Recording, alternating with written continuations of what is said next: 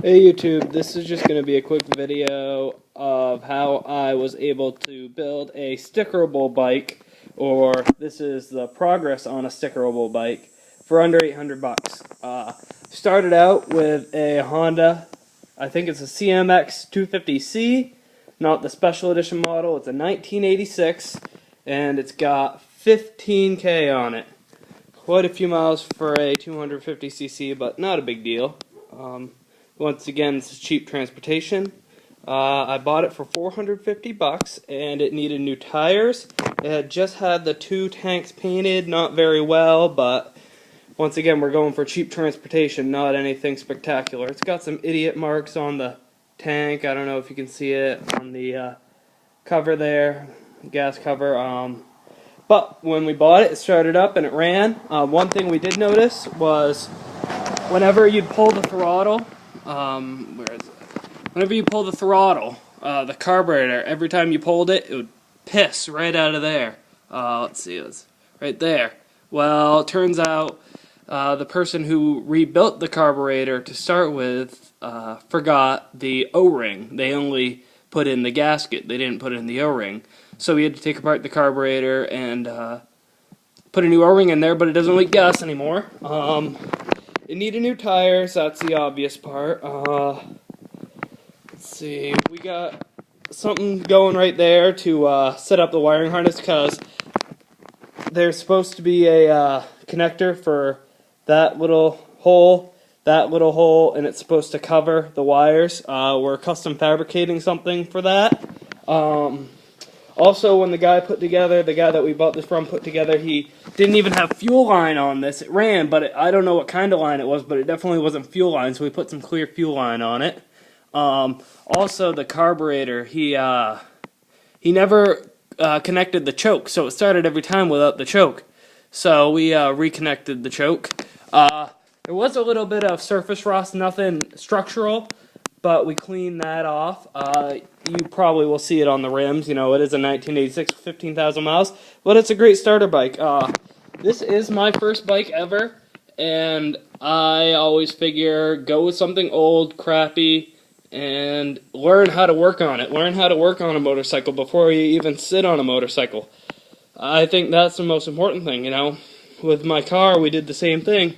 That old car right there, we built it and fixed it before I ever got to drive it. Let's see. We don't have the case for the filter, and the filter that came on it, it's in the trash now, but the filter that came on it was gone to hell. That one was bad. So what we did was there's a little rubber thing that connects to the filter. We custom made a 2-inch piece of pipe right here, painted it black, and then went to our local Power Sports store, Automatic Distributors, and bought a UNI, it's upside down, but UNI dirt bike air filter, actually, for a 250cc dirt bike. And we put it on this because we figured, hey, what the hell? It's probably going to be exposed to the elements. You don't really need this to pass inspection here in Maine, the airbox cover. So we figured we'd get the heavy-duty air filter, and that way we wouldn't worry about crud getting into the carburetor and all that stuff. It also doesn't have, on the crankcase, it doesn't have the alternator cap cover right there.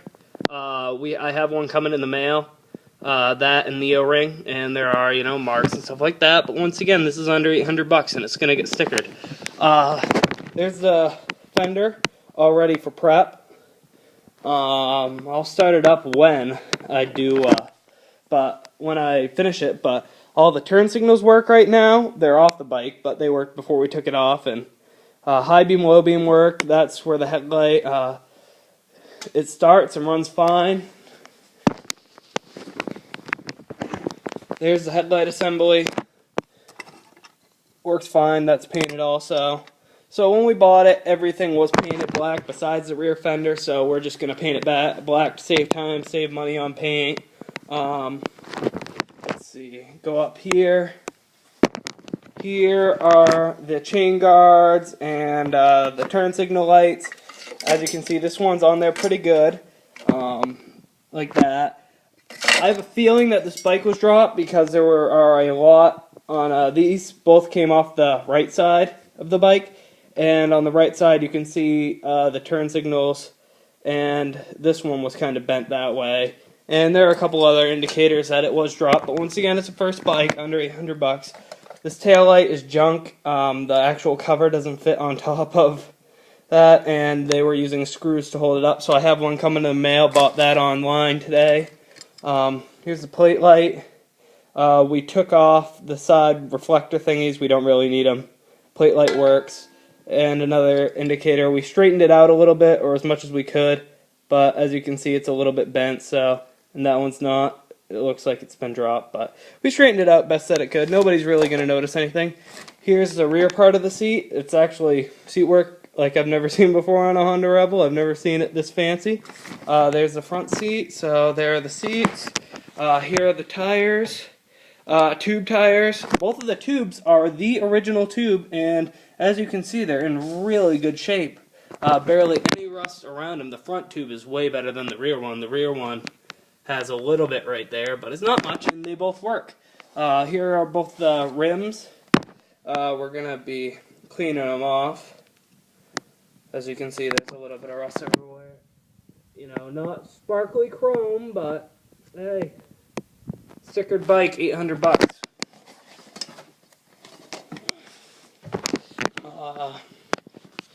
And then there are the tires that I just got in the mail for my Honda. OEM Honda Rebel tires, Bridgestones. So, in total, I have $200 into the tires. I have $20 for the air filter that I bought at my local hardware store. So $20 for the air filter, and $450 I paid for the bike up front. So that's $650, $670 so far. And I today just spent $35 on a tail light online and $15 on little miscellaneous screws. So under $800. Gonna get at least 60 miles to the gallon because it's a little 250.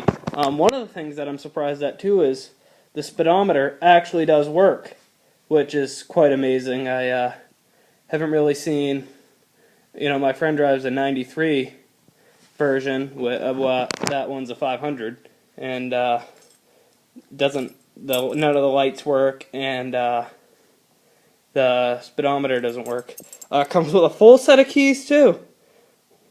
Where do you find an 86 with a full set of keys? I'm probably going to do a follow-up video within the next couple weeks. It's my last day at home. I'm leaving for school, and I'm coming back in about a week and a half. Oh, and I forgot.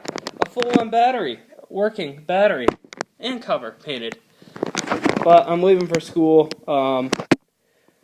Hopefully before I leave, I'll paint that, let it dry. When I get home in a week and a half from my training, I'm going to be putting on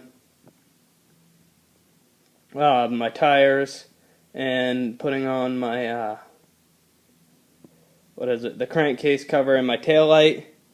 And then we're going to go see my buddy for a sticker.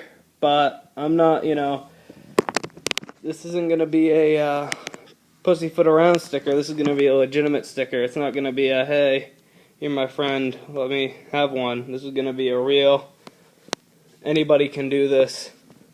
And you know, once again, I started out with no knowledge of motorcycles at all, and my dad, who had been riding them his whole life, and granted he doesn't have one now, but he grew up on them, you know, pointed me in the right direction when I didn't know where to go. If I couldn't find anything on the internet, I'd ask him and he'd tell me. So yeah, one last little walk around, and then hopefully in a couple weeks we'll have her ready to start, ready to go. About $675 so far. Cheap transportation.